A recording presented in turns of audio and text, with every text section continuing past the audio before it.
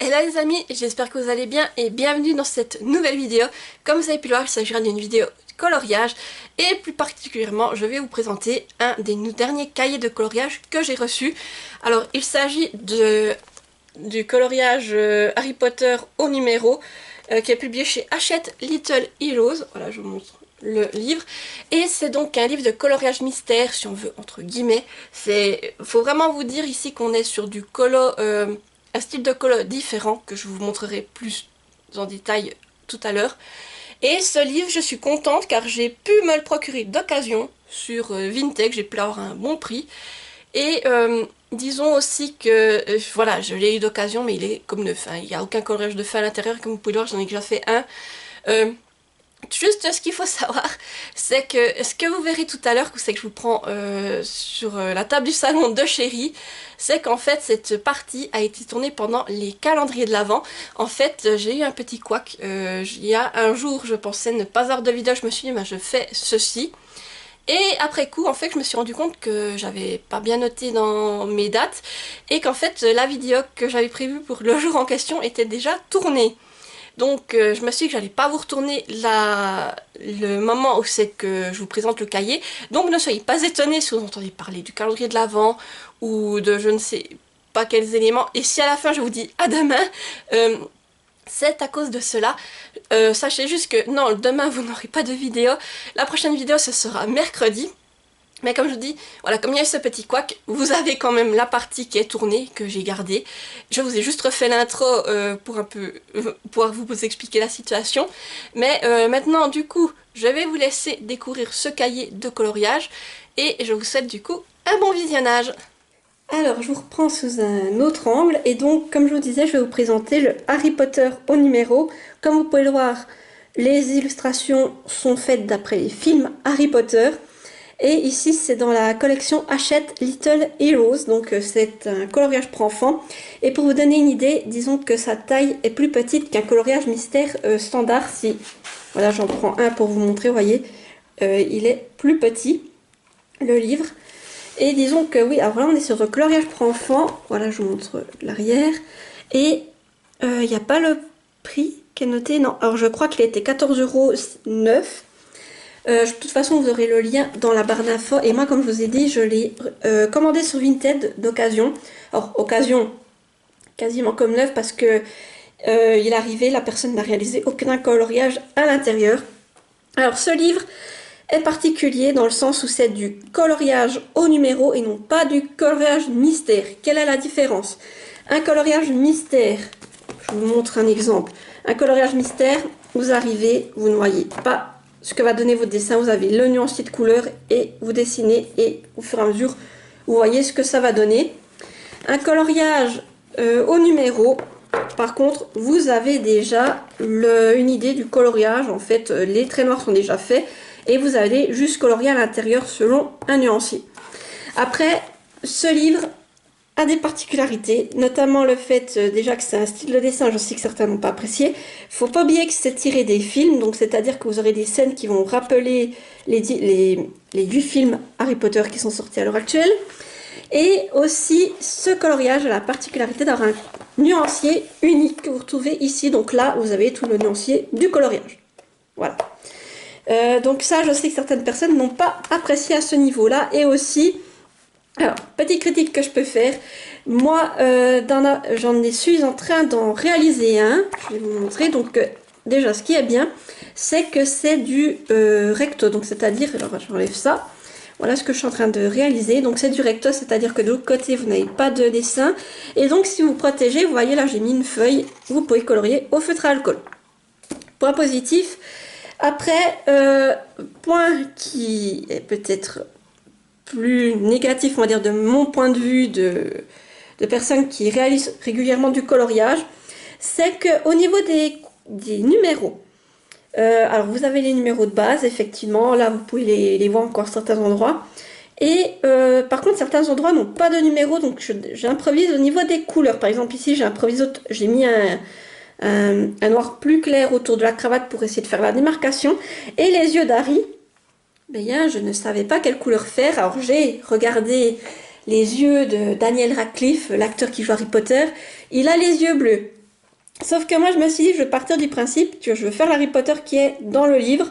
Et dans le livre, Harry Potter a les yeux verts. Alors, j'ai fait les yeux verts, mais là, j'avais pas de numéro, j'ai dû chercher par moi-même.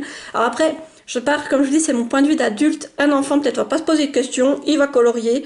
S'il n'y a pas de numéro, il va refaire la couleur qu'il avait à côté, et ainsi de suite. Et aussi, ce qui est peut-être plus embêtant, c'est que vous voyez les solutions, vous les avez comme ça en tout petit. Et je trouve des fois, pour savoir quand c'est des petits détails, pour retrouver exactement la bonne couleur, ouais, ils auraient pu faire quand même un peu plus gros les solutions à ce niveau-là. C'est ça que je trouve dommage. Et un autre point que je trouve dommage, si je trouve juste... j'ai ma feuille qui s'est envolée.